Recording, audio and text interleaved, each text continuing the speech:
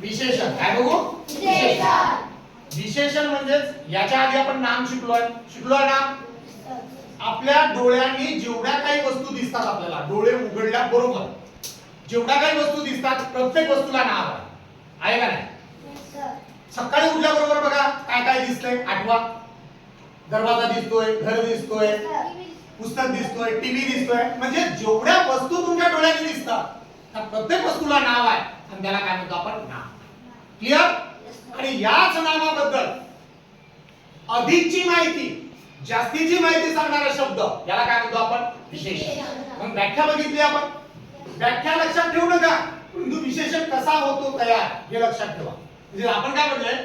नामाबद्दल अधिकची आणि जास्तीची माहिती सांगणारा शब्द नामाच्या आधी येतो त्याला काय म्हणतो आपण? विशेषण. क्लिअर?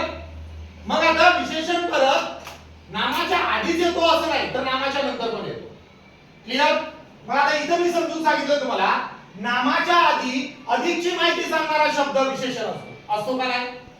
दुसऱ्या शब्दात असं सांगितलं, नामाच्या आधी काही येऊ द्या, नाम माहित झालंय तुम्हाला, त्याच्या आधी काही येऊ द्या, तो विशेषण म्हणून काम करतो. काय म्हणून काम करतो? विशेषण म्हणूनच काम करतो. त्यानंतर इथे जर बघितलं आपण उदाहरण बघितलं, मला पांढरा शर्ट आवडतो. शर्ट नाव आहे, आवडतो क्रियापद नंतर घेणार आपण. शर्ट नाव आहे, शर्टच्या आधी अधिकची माहिती सांगणारा शब्द आला पांढरा. शर्ट कसा आहे? पांढरा. आणि आपण उदाहरण म्हटलंय सर्व रंग काय असतात? विशेषण असतात. मग शर्टच्या आधी पांढरा हा शब्द आला, पांढरा काय झाला इथं? विशेषण. काय झालेलं आहे? विशेषण. क्लिअर? मग आता तुम्ही म्हणसाल सर रंगाचं नाव आहे ते तर पांढरा, मग तो विशेषण कसा? क्लिअर ना? प्रश्न पडायला पाहिजे डोक्यात. मग एक लक्षात घ्या, नामाच्या आधी नाम जरी आला तरी पण तो विशेषण म्हणून काम करतो. नामाच्या आधी नाम जरी आला म्हणून तरी तो विशेषण म्हणून काम करतो. म्हणून मी तुम्हाला म्हटलेला नामाच्या आधी काही येऊ द्या, सर्वनाम येऊ द्या, नाव येऊ द्या, काही येऊ द्या, तो विशेषणच नाही. जसं चप्पल नाव आहे, कोल्हापुरी नाव आहे. मग आता मी म्हटलंय कोल्हापुरी चप्पल, तर कोल्हापुरी काय झालं याच्यातला? विशेषण झालं. आता मी म्हटलंय सातारा पेढे, म्हटलंय पेढे नाव आहे. मग आता पेढेच्या आधी जर सातारी शब्द आला, सातारी पेढे, सातारी नाव आहे, पेढे नाव आहे, म्हणजे नामाच्या आधी नाव जरी आला तरी तो काय म्हणून काम करतो? विशेषण म्हणून काम करतो. त्याच्यानंतर आपण बघितलं की नामाच्या नंतर जरी एखादा शब्द येत असेल तरी तो विशेषण म्हणून काम करतो.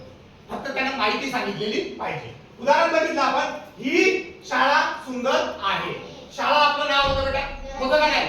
एक मिनिट का, शाळा आपलं नाव होतं का नाही? मग शाळेच्या नंतर शब्द आला सुंदर, शाळेबद्दल अधिकची माहिती सांगतो, तो पण आपला विशेषण झाला. आणि आपण ओव्हरऑल बघितलंय आपल्या नामाच्या आधी काही होत्या तो विशेषण आहे का नाही? मग नामाच्या आधी शाळा ही आलाय तरी तो विशेषण झाला. बट ही काय? सर्वनाम. मी म्हटलं तुम्हाला नामाच्या आधी सर्वनाम येऊ द्या, नामाच्या आधी नाम येऊ द्या, नामाच्या आधी काही येऊ द्या, तर तो विशेषण आहे का नाही? क्लिअर? क्लिअर? समजत आहे? त्याच्यानंतर आपण बघितलं की कोणत्या कोणत्या गोष्टी विशेषण म्हणून काम करू शकतात. तर बघा, सर्व प्रकारच्या संख्या विशेषण म्हणून काम करू शकतात. सर्व प्रकारचे रंग विशेषण म्हणून काम करू शकतात. सर्व प्रकारच्या चव, आंबट, गोड, खारट, तिखट विशेषण म्हणून काम करू शकतात. सर्व चांगले वाईट गुण विशेषण म्हणून काम करू शकतात. त्याच्यानंतर सर्व भौमितिक आकृत्या, शेप, साईज, लांब, उंच, आखूड, ठेंगणा हे सर्व विशेषण म्हणून काम करतात. पण हे नामाच्या आधी येणं गरजेचं आहे. आणि सर्व सर्वनाम आपण बघितलेले आहे. सर्वनाम मी, तू, तो, ती, ते, तो, हा, जो, हा, ही, हे, बरोबर आहे. आम्ही, तू, तुम्ही हे सर्व काय? सर्वनाम आहे, बरोबर. आणि हे जर नामाच्या आधी आले तर हे विशेषण म्हणून काम करू शकतात. म्हणून आपण उदाहरण बघितलं इथं.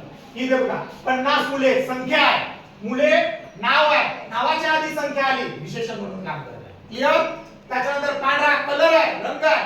शर्ट नाव आहे, नावाच्या आधी रंग आलेला आहे म्हणून पांढरा विशेषण म्हणून काम करत आहे. त्याच्यानंतर बघा माणूस नाव आहे, नावाच्या आधी लबाड हा शब्द आलेला आहे म्हणजे चांगले वाईट गुण विशेषण म्हणून काम करत आहे. इकडे बघा आंबट आंबा, आंबा नाव आहे, नावाच्या आधी चव आली आंबट तर ते विशेषण म्हणून काम करत आहे. रस्ता नाव आहे, लांब रस्ता, भौमितिक साईज आली, आकृती आली, तर ते विशेषण म्हणून काम करत आहे. मुलगी ती सर्वनाम आहे, पण या ठिकाणी विशेषण म्हणून काम करत आहे, कारण की ती असेल, लांब असेल, आंबट असेल, लबाड असेल, पांढरा असेल, पन्नास असेल, हे सर्व शब्द नामाच्या आधी येऊन नामाबद्दल अधिकची माहिती सांगत आहे, म्हणून ते काय म्हणून कार्य करत आहे, विशेषण म्हणून काम करत आहे. Are you ready? Yes, sir. Are you ready? Yes, sir. How the Josh?